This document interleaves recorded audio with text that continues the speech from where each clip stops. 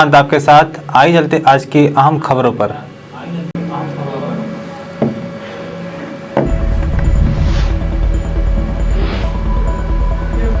दिल्ली प्रदूषण में बढ़ते प्रदूषण के बीच केजरीवाल सरकार का बड़ा फैसला। दिल्ली के प्राइमरी स्कूल कल से रहेंगे बंद।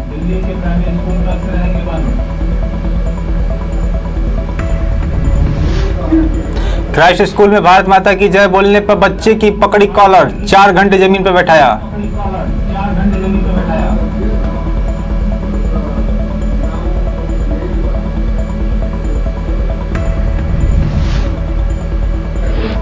भारत पर नेपाल के पूर्व पीएम ओली का यू टर्न, कहा अब सरकार बनी तो गुट निरपेक्षता का करेंगे पालन।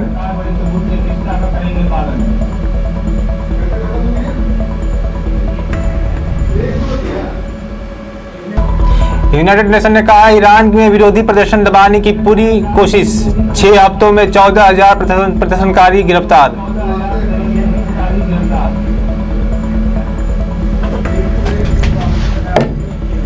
आइए चलते खबरों के विस्तार से।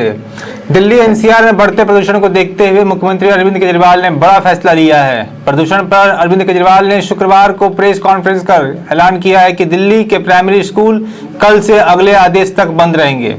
दिल्ली के मुख्यमंत्री अरविंद केजरीवाल ने कहा है कि उत्तर भारत को प्रदूषण से बचाने के लिए केंद्र को विशेष कदम उठाने की जरूरत है। अभी दोषारोपण और राजनीति का समय नहीं है। सीएम अरविंद केजरीवाल ने कहा है कि जब तक स्थिति में सुधार नहीं हो पाता तब तक दिल्ली के में प्राइमरी स्कूल बंद रहेंगे। वहीं राजधानी में ऑड इवन पर भी विचार किया जा रहा है। अगर जरूरत होगी तो ऑड इवन योजना को भी लागू किया जा सकता है। हम पूरी कोशिश करेंगे कि किसी भी बच्चे को स्वास्थ्य संबंधी तकलीफ नहीं होनी चाहिए। वहीं प्रदूषण रोधी उपायों पर उन्होंने आगे कहा कि हम स्कूलों में 5वीं से ऊपर की कक्षाओं के छात्रों को खुले में खेल गतिविधियों को बंद कर रहे हैं।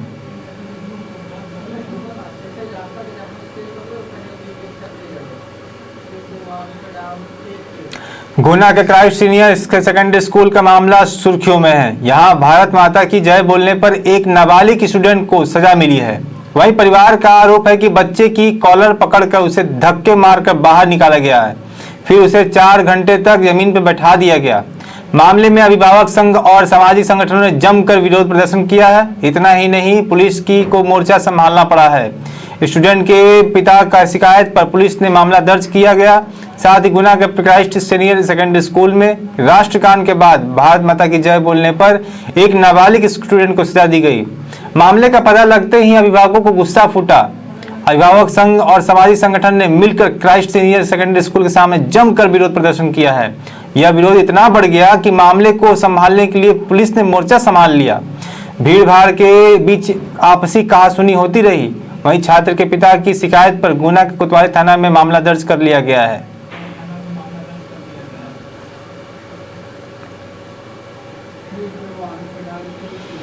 नेपाल में कम्युनिस्ट पार्टी के सत्ता में आने के बाद से उसके भारत के से रिश्ते ठीक नहीं रहे हैं। हालांकि बढ़ते दबाव के बाद और आ रहे चुनावों को देखते हुए मुख्य कम्युनिस्ट विपक्षी पार्टी ने कहा है कि सत्ता में लौटने पर आपसी लाभ के लिए वह पड़ोसी देश चीन और भारत के साथ अपने संबंधों को संतुलित करेंगे। आपको बता दें कि दोनों एशियाई देश नेपाल में अपने प्रभाव के लिए हमेशा से प्रयास करते और काठमांडू में एक दोस्ताना सरकार के लिए चुनावों को दखल जैसे गंभीर आरोपों से झेलते आए हैं।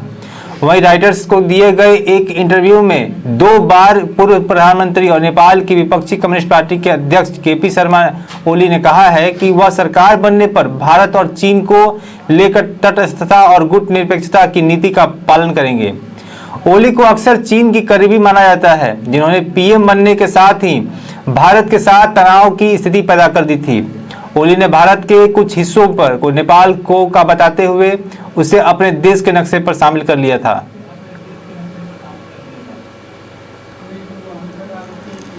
दिवाली की पूर्व संध्या पर कोयम्बटूर में संगमेश्वर मंदिर के सामने कार विस्फोट हुआ था। इस विस्फोट में 29 वर्षीय संदिग्ध आत्मघाती हमलावर जेस्मा मुबीन मारा गया था। पुलिस ने अब मुबीन को लेकर बड़ा खुलासा किया है। पुलिस ने बताया कि मुबीन ने हमला करने से पहले अपने पूरे शरीर को सेव किया था। इस तरह का काम इस्लामिक स्टेट के आतंकवादी किसी भी मिशन पर जाने से पहले करते हैं। एक रिपोर्ट के अनुसार एनआईए को बुलाए जाने से पहले जांच की जानकारी रखने वाले एक अधिकारी ने कहा है कि विस्फोटक में उसका शरीर जला नहीं था। हमें यह निष्कर्ष निकालने के लिए पर्याप्त त्वचा मिली कि उसके हमला करने से पहले अपने शरीर का मुंडन कर लिया था। विस्फोट के पहले ही सीसीटीवी फुटेज की जांच की गई है। वहीं 23 अक्टूबर को फुटेज में दिख क्या रहा है कि वह शर्ट और पैंट पहने हुए हैं। जांच टीम ने वह ट्रिमर भी बरामद किया है जिससे मुबीन ने शरीर के बाल साफ किए थे।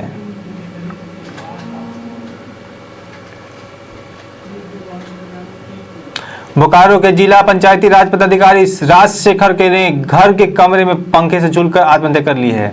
घटना उस समय घटी जब उनकी पत्नी मॉर्निंग वॉक पर गई हुई थी। जब वो लौटी तो अपने पति को पंखे से झूलता पाया। उसके बाद आनन फानन में उनको फंदे से उतारा गया, लेकिन तब तक उनकी मौत हो चुकी थी। घटना की जानकारी मिलते ही जिले के तमाम अधिकारी मौके पर पहुंचे। वहीं बीएसटी थाना पुलिस से मौके पर पहुंचकर मामले की जांच में जुट चुकी है। जानकारी के मुताबिक उनका इलाज चल रहा था और वह पटना के किसी चिकित्सक से इलाज करा रहे थे। पटना से लौटने के बाद वो काफी एकांत में रह रहे थे। हालांकि घटना के बाद जिला प्रशासन के अधिकारियों में शोक की लहर है।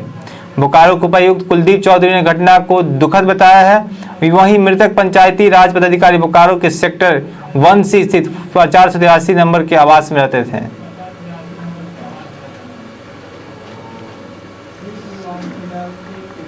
देश की राजधानी दिल्ली में खतरनाक हो रहे प्रदूषण को समस्या को लेकर दायर याचिका सुप्रीम कोर्ट जल्द सुनवाई को तैयार हो गया है। सुप्रीम कोर्ट दिल्ली प्रदूषण के मसले पर 10 नवंबर को सुनवाई करेगा। इस दौरान सीजेआई ने कहा है कि हमें लगता है कि इसमें हमें हस्तक्षेप करने की जरूरत है। याचिकाकर्ता ने मांग की है कि राज्यों के मुख्य सचिव को तलब किया जाए। दरअसल दिल्ली एनसीआर में प्रदूषण को लेकर सुप्रीम कोर्ट में एक याचिका दाखिल की गई थी, जिसमें शहर में बढ़ रहे प्रदूषण को लेकर सुप्रीम कोर्ट के रिटायर्ड जज के नेतृत्व में हाई लेवल कमेटी बनाने की मांग की गई है। यह याचिका में केंद्र सरकार, दिल्ली, हरियाणा, पंजाब और यूपी सरकार को पार्टी बनाया गया है। इतना ही नहीं, याचिकाकर्ता ने प्रदूषण पर सुप्रीम कोर्ट के दिए आदेश का पालन न करने को लेकर राज्यों का मुख्य सचिव को तलब करने की मांग भी की है। साथ ही याचिका में स्कूलों और ऑफिसों को वर्चुअल करने की मांग की गई है और स्मॉग टावर बढ़ाने और दिल्ली में प्रदूषण को खत्म करने के लिए तुरंत कदम उठाने की मांग भी की गई है।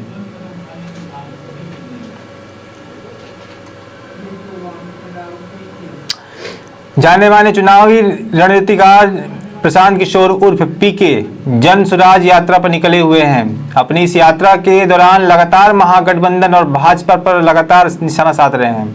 हालांकि उनके टारगेट पर अधिकतर जेडीयू रहता है, लेकिन इस बार उन्होंने मुसलमानों के मुद्दे को लेकर राजद को कटघरे में खड़ा करने की कोशिश की है। इसी क्रम में पीके ने राजद पर खासकर तेजस्वी यादव पर निशाना साधते हुए पीके ने राजद पर बिहार के मुसलमानों के साथ बंधुआ मजदूर जैसा व्यवहार करने का आरोप लगाया है। प्रशांत किशोर ने सवाल पूछा है कि जब भाजपा से अधिक विधायक राजद का है तो बावजूद इसके राजद का एक ही उप मुख्यमंत्री क्यों?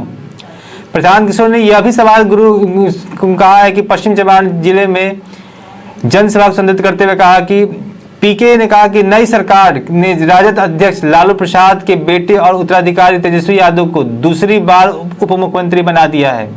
आप सभी राजद के प्रति आत्मीयता महसूस करते हैं, लेकिन कृपया इस सवाल पर विचार करें।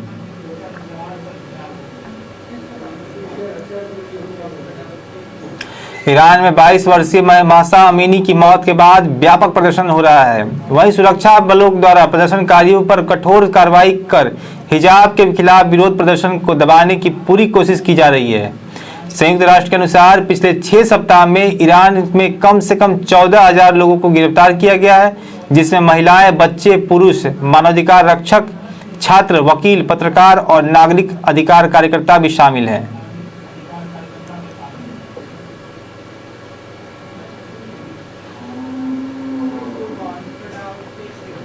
पटना में शराब माफियों को ढूंढते ढूंढते मद निषेध विभाग के सिपाही आशुतोष कुमार रहस्यमय तरीके से गायब हो गए हैं। मामला पटना के दानापुर फुलवार शरीफ इलाके से है, जहां इस मामले में फुलवार शरीफ थाने के केस में दर्ज किया गया है। पुलिस ने भी 3 दिनों में आशुतोष की खोज नहीं कर पाई। सिपाही आशुतोष को आसमान निकल गया या फिर जमीन खा गई, या पता नहीं चल पा रहा है। उनकी बरामदगी नहीं होने से परिजनों का रो रो कर बुरा हाल हो चुका है। वहीं इलाके में के शराब माफियों की कमर तोड़ने वाली सिपाही आशुतोष कुमार अचानक फुलवारीशरीफ के खोजा इमली इलाके में किराए के मकान से निकलते ही रहस्यमय तरीके से गायब हो गए। उनके तीनों दिनों से आता पता नहीं चल पाया है। इसके उनके परिजन खासे परेशान नजर आ रहे हैं। पत्नी उनकी फोटो लिए उनके आने का इंतजार कर रही हैं, तो 2 बच्चे भी अपने पापा के दुलार के लिए ललायित हैं।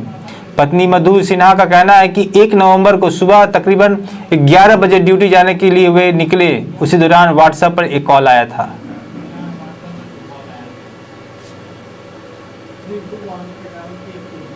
बिहार सरकार एवं केंद्र सरकार की ओर से बेरोजगार युवाओं को रोजगार से जुड़ने के लिए विभिन्न प्रकार के लोन योजनाएं चला रही है, जिसके तहत समस्तीपुर जिला उद्योग विभाग कार्यालय परिसर में मेगा कैंप का आयोजन किया गया। कैंप में बिहार उद्योग विभाग के तकनीकी विकास निर्देशक Sanjeev Kumar, DM Yogendra Singh, SDM Ajay Kumar Tiwari, DDC Akhilesh Kumar Singh, जिला उद्योग केंद्र महाप्रबंधक नवल किशोर और उद्योग विस्तार पदाधिकारी सुनील कुमार सहित बैंक के चलिया जिला समन्वयक उनकी में जिले में करीब 300 उद्यमी के बीच ऋण का वितरण किया गया है। बता दें कि उद्योग विभाग के रोजगार को बढ़ावा देने के लिए करीब 300 महिला और पुरुष उद्यमी को ऋण मेगा कैंप में दिया गया है। वहीं मुख्यमंत्री उद्यमी योजना के जिले के 180 महिला और पुरुष उद्यमी के बीच दूसरी किस्त का 7 करोड़ 20 लाख ऋण, जबकि पीएम ईजीपी, पीएमएफएमआई मुद्रा योजना एवं केसीसी आदि वाले 100 से 120 महिला पुरुष को ऋण दिया गया है। जबकि इन सभी उद्यमी के करीब 72.53 करोड़ रुपए उद्यमी के बीच ऋण का वितरण किया गया है, जिससे बेरोजगार युवाओं को एवं युवती उद्योग बैठाकर बेरोजगार लोगों को रोजगार दे सकेंगे।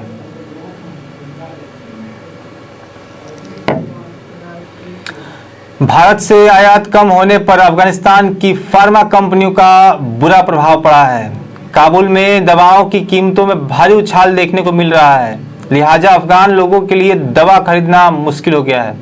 दवा विक्रेताओं का कहना है कि अफगानिस्तान में दवा की कमी है, क्योंकि भारत से आयात कम हो रहा है और इस वजह से दवा की गुणवत्ता और उसकी कीमतों पर नकारात्मक प्रभाव भी पड़ने लगा है।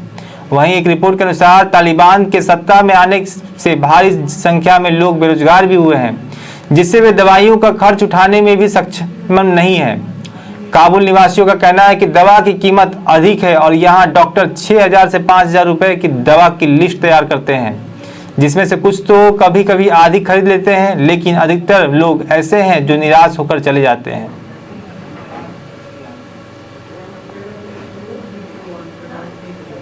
बारिश के अभाव में धनबाद सहित पूरे प्रदेश में इस बार धान की खेती प्रभावित हुई है। वहीं इस बार धनबाद जिले में मात्र 5% की ही धान की रोपण हुई है। मौसम की मार से किसान काफी हताश नजर आ रहे हैं। हालांकि सरकार ने धनबाद सहित 22 जिलों को सूखाग्रस्त घोषित किया है। इसके तहत सभी सूखाग्रस्त क्षेत्रों के किसानों को मुआवजा भी दिया जाएगा। सरकार किसानों के प्रति एकड़ जमीन पर 3500 रुपये मदद के तौर पर देगी। इससे धनबाद जिला के 78,000 से अधिक किसानों को लाभ भी मिलेगा।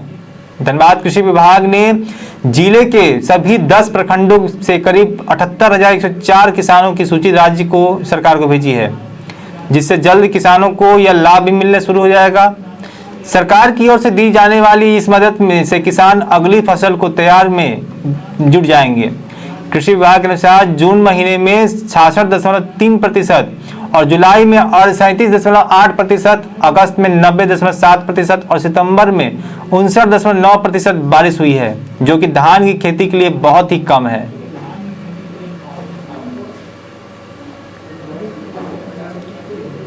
बैतूल में हुए दिल दहला देने वाले हादसा में टेवरा गाड़ी के ड्राइवर की नींद और लापरवाही की बात सामने आ रही है। बताया जा रहा है कि ड्राइवर की शायद झपकी लग गई थी, इसलिए वह गाड़ी पर नियंत्रण नहीं कर पा सका और गाड़ी लेन जंप कर दूसरी दिशा में आ रही बस से टकरा गई।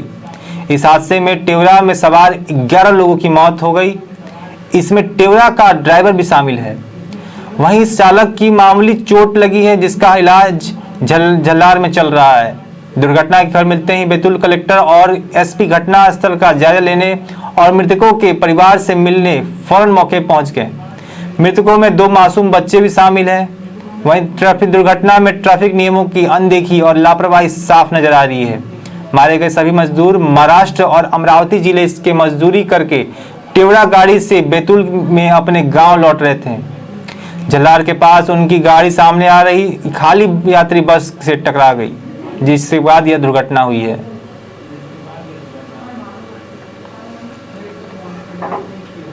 गुजरात के मोरबी ब्रिज हादसा मामले में प्रशासन ने बड़ा एक्शन लिया है।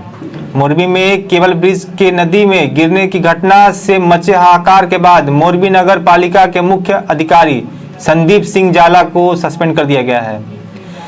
वहीं एनआईए के सूत्रों से मिले हवाली जानकारी के अनुसार इस मोरबी ब्रिज हादसे में 135 से अधिक लोगों की मौत हो गई थी और कई घायल हुए हैं। फिलहाल मोरबी ब्रिज हादसे में तलाशी अभियान को बंद कर दिया गया है। दरअसल बीते दिनों यानी रविवार को मोरबी शहर में मच्छू नदी पर ब्रिटिश काल में बना एक केबल पुल टूट गया था, जिसके बाद चारों ओर चीख पुकार मच गई थी।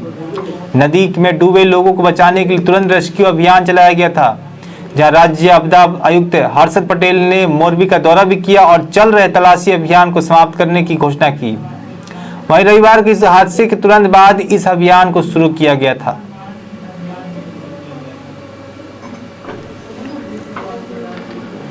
प्रवर्तन निदेशालय यानी ईडी ने अलगाववादी नेता शब्बीर शाह को श्रीनगर स्थित 22 लाख रुपए की प्रॉपर्टी मनी लॉन्ड्रिंग एक्ट के तहत अटैच कर ली है।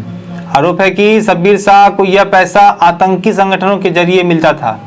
प्रवर्तन निदेशालय के एक आला अधिकारी ने बताया है कि यह कार्रवाई मनी लॉन्ड्रिंग एक्ट के तहत जांच एजेंसियों द्वारा दर्ज की गई एफआईआर के आधार पर की गई है। गौरतलब है कि जांच एजेंसियों ने लश्कर तैयबा के सरगना हाफिज मोहम्मद सईद तथा अन्य के खिलाफ एफआईआर दर्ज की थी। यह एफआईआर 30 मई 2017 को दर्ज की गई थी। ईडी अधिकारियों के मुताबिक जांच के दौरान पता चला है कि शब्बीर अहमद शाह कश्मीर को अशांत करने की हो रही अनेक कोशिश में शामिल हैं। वहीं आरोप है कि कश्मीर को अशांत करने के लिए पत्थरबाजी की घटना, हड़ताल, धरना प्रदर्शन आदि में जो लोग हिस्सा ले रहे थे उन्हें कथित तौर पर शब्बीर अहमद शाह के द्वारा पैसा दिया जाता था। जांच के दौरान यह भी पता पाया गया है कि शब्बीर अहमद शाह को यह पैसा आतंकवादी संगठन हिजबुल मुजाहिदीन द्वारा दिया जा रहा था। वहीं ईडी का दावा है कि पाकिस्तान के आतंकवादी संगठनों द्वारा हवाला के जरिए यह पैसा शब्बीर अहमद शाह और उनके नजदीकी लोगों तक पहुंचाया जा रहा था और इसका प्रयोग कश्मीर घाटी में अशांति फैलाने के लिए किया जा रहा है।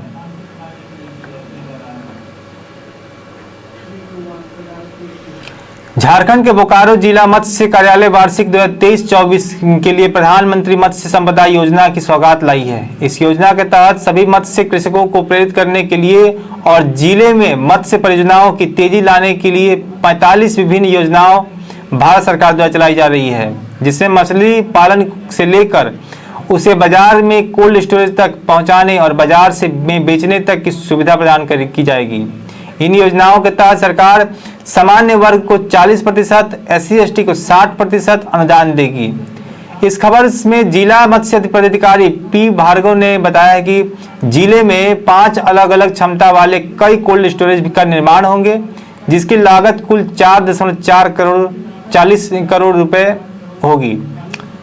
इच्छुक किसान आवेदन कर सकते हैं। वहीं 10 नवंबर तक इन योजनाओं से जुड़ी कागजात जैसे LPC, लीज एग्रीमेंट, भूमि प्रतिवेदन योजना से संबंधित बैंक अकाउंट और आधार जमा कराने होंगे।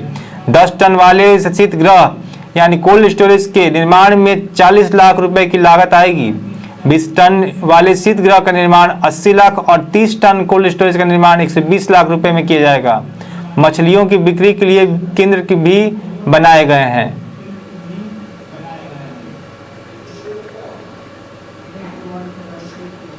यूक्रेन और रूस के बीच युद्ध के 8 महीने गुजर जाने के बाद रूसी सैनिकों ने वापस से अपनी पकड़ मजबूत करने शुरू कर दी है। एक रिपोर्ट के अनुसार रूसी वायुसेना ने यूक्रेन के 8 मानव रहित कॉम्बैट ड्रोन को मार गिराया है। रक्षा मंत्रालय के प्रवक्ता लेफ्टिनेंट जनरल इगोर कोनासेव ने बताया कि रूसी वायु सुरक्षा बलों ने विशेष सैन्य अभियान में यूक्रेन के 8 मानव रहित हवाई लड़ाकू विमान, 13 HIMARS मिसाइल लॉन्चर ओल्खा और उर्गन रॉकेट को नष्ट कर दिया गया है। वहीं एक प्रवक्ता ने कहा है कि पिछले 24 घंटे में वायुसेना ने 8 यूक्रेनी मानव रहित लड़ाकू विमान को खेरसान, लुसांग, पीपुल्स रिपब्लिक और खार्कोव क्षेत्र में मार गिराया है, जहां जनरल ने कहा है कि रूसी वायुसेना प्रणालियों ने इन क्षेत्रों में HIMARS, ओल्खा और उल्गन मल्टीपर्स लॉन्च रॉकेट सिस्टम के 13 रॉकेट को भी मार गिराया है। वहीं आपको बता दें कि HIMARS अमेरिकी सेना का एडवांस रॉकेट लॉन्चर है जो बीते दिनों रूस पर भारी पड़ा रहा था।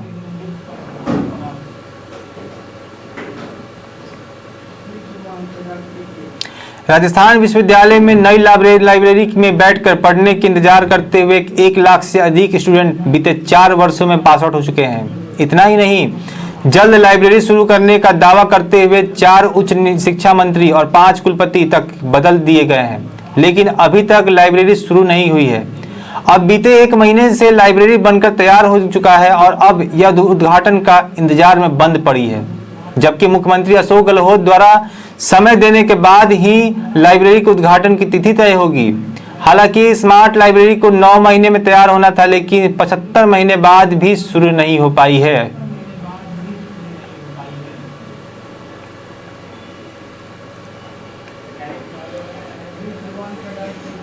भागलपुर के नवगछिया अनुमंडल अस्पताल में अल्ट्रासाउंड की व्यवस्था फिर शुरू होगी। न्यूज में खबर चलने के बाद भागलपुर के कमिश्नर दयानिधान पांडे ने नवगछिया अनुमंडल अस्पताल का निरीक्षण किया।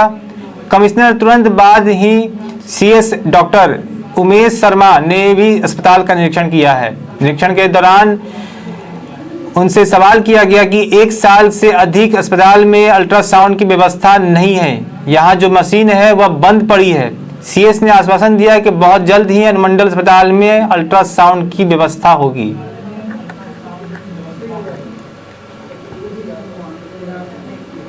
आप देख रहे थे देश दुनिया की खबरें। हमारे साथ आगे की खबरों को देखने के लिए हमारे साथ बने रहें। नमस्कार।